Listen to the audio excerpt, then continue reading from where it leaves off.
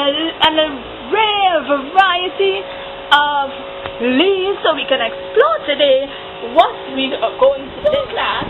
Today we are going to explore the different types of leaves, the different types of plants, and of course last week we planted our sunflowers, and today we are going to see the outcome of how they grew. Now, as these leaves here, you can see they are compound leaves. Why? Because they are not simple. As we can see over here, this is a simple leaves and compound leaves. Of course, those are the two different kinds of leaves there are.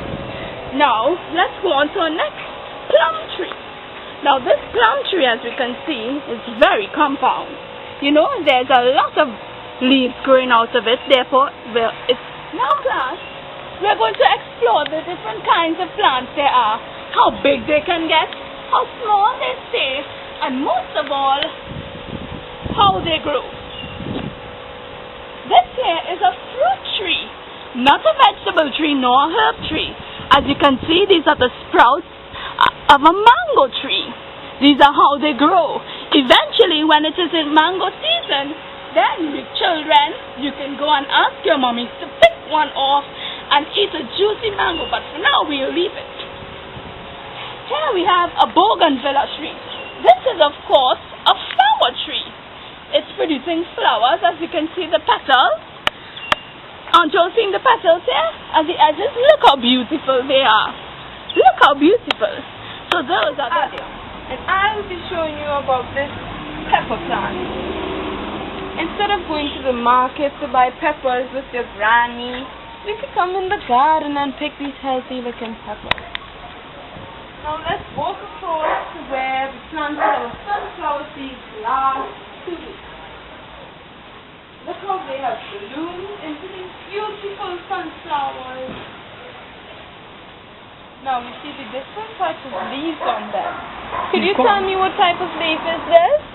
No, this is a simple leaf. You can see this because it is one leaf coming from one stem branch.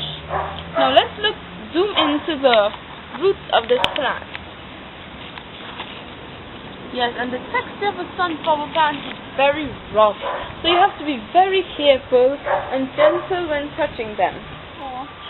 Last week, we were creating a hole to put our seed in.